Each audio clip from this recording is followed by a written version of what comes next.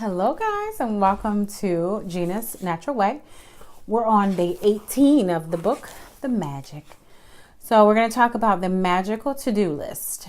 The world is full of magical things waiting for our wits to grow sharper. Really, when you think about it, gratitude is your best friend. It is always there for you, always available to help you. It will never fail you or let you down.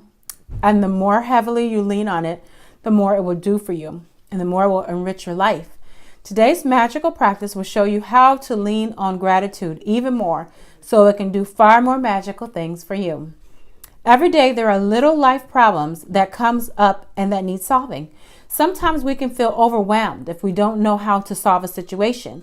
Maybe your problem is that you don't have enough time for all the things you need to do, and you're at a loss because there are only 24 hours in the day. It may be that you feel overwhelmed from work and you want more free time, but you can't see any way to have it.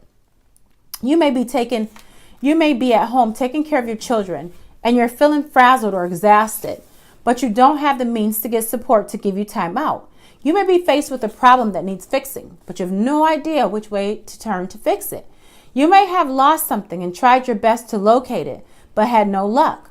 Or you might want to find something like the perfect pet, perfect babysitter, great hairdresser, or amazing dentist or doctor. And despite your best efforts, you haven't been able to find what you need. You could be in an uncomfortable situation because of something a person has asked you to do, and you don't know how to respond to them. Or you could be in some kind of dispute with someone, and instead of getting it resolved, things seem to be getting worse. The magical to-do list practice will help with any little day-to-day problems when you don't know what to do, or when you simply want something to be done for you. You will be amazed at the results.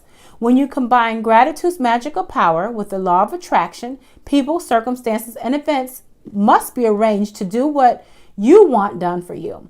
You will not know how it's going to happen or how it will be done for you, and that is not your job. Your job is simply to be as grateful as you can be for what you want done right now as though it was done. And then just let it happen. That's good, huh? Today, you're going to create a written to-do list of the most important things you would like to be done or resolved for you. And you're going to title your list, The Magical To-Do List. And you might put things on your list that you don't have time to do or don't want to do. And along with any current problems, from the smallest day-to-day things to bigger life situations, think through any area of your life where you need something resolved or done for you. And when you finish making your list, choose 3 things from that list to focus on today. And one at a time, imagine that each item has been done for you. And imagine that all people, circumstances, and events have been moved to do it for you. And it is now done, all sorted, all solved for you. And you're giving massive thanks in return for it having been done. Now spend at least 1 minute on each of your 3 items, believing it is done, and feeling enormous gratitude in return. You can follow the same practice on the rest of the items on your list on another time. But there is power in simply putting the things you want done on the magical to-do list. Remember that the law of attraction says like attracts like, and that means that when you're grateful for the solutions as though you have them, you will attract everything you need into your life to resolve the situation. Focusing on problems attracts more problems. You have to be a magnet to the solution, not a magnet to the problem.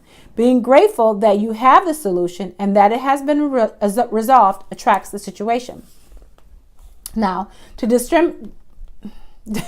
demonstrate how powerful this magical practice is, I want to share a story with you about my daughter who used this practice to attract her lost wallet to her.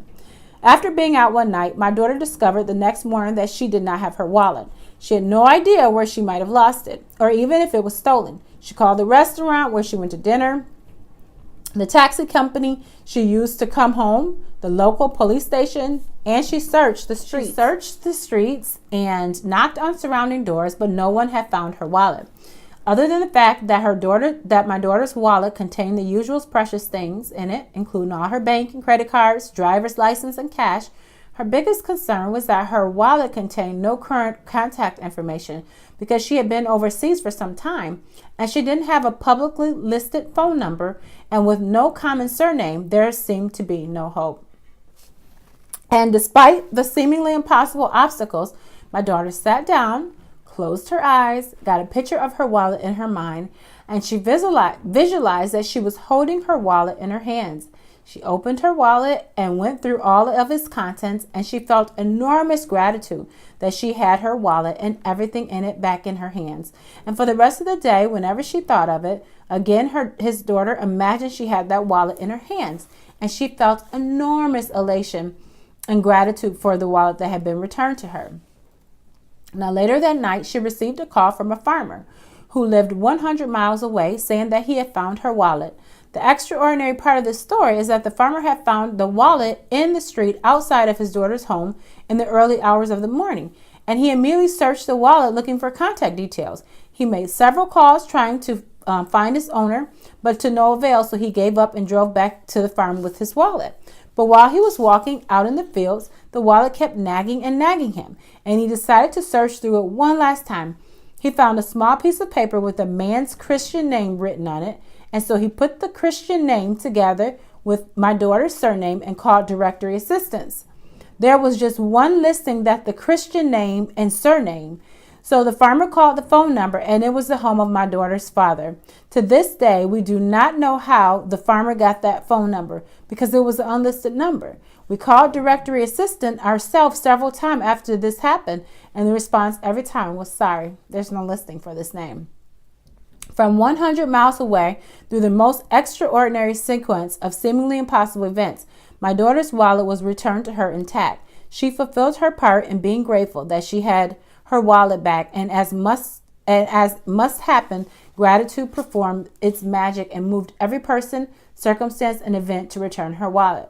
The magical power of gratitude is available for you to use as well, and it always has been.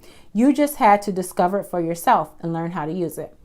So here's what you're going to do. Number one, you're going to count your blessings. You're going to make a list of 10 blessings, write why you're grateful. Reread your list at the end, and you say thank you, thank you, thank you. Then you're going to create a list of the most important things or problems you need to be done or resolved. And then title your list the magical to-do list. Then you're going to choose 3 of the most important things from your list, and one at a time, imagine that each thing has been done for you. And you're going to spend at least 1 minute or each thing believing it is done and feeling enormous gratitude. And just before you go to sleep, you hold the rock in your hand and you just say thank you for the best thing that has happened. So I just wanted to share, okay, I can't remember what day it was, but we were talking one day about just making your morning or getting your morning together or saying things before it happened. So you guys know I'm a couponer. Well, some of you know I'm a couponer. And I literally, to complete an order that I did at Rite Aid, you guys, I needed 5 gain because I had did the Tide earlier. So before I went in the store, I was like, oh, thank you, thank you, thank you for having the gain that I needed, because I had told them to just put it to the side, and I don't know if the manager forgot, but he didn't put it to the side. So I walked in, literally we looked on the shelf, and there was 5 gain sitting there. So when we checked out, the manager goes, oh, where'd that come from? We was like, it was back there on the shelf. Really, really, really creepy. I was like, oh my gosh. So it works, you guys. Like literally it works. I was like, well, thank you. We grabbed him and headed on out, but he didn't even know that they had came in stock. So that was just a wonderful story for me. But gratitude works in so many different ways, you guys. But with that being said, I'm going to talk to you all later. See you in the next video. Bye, guys.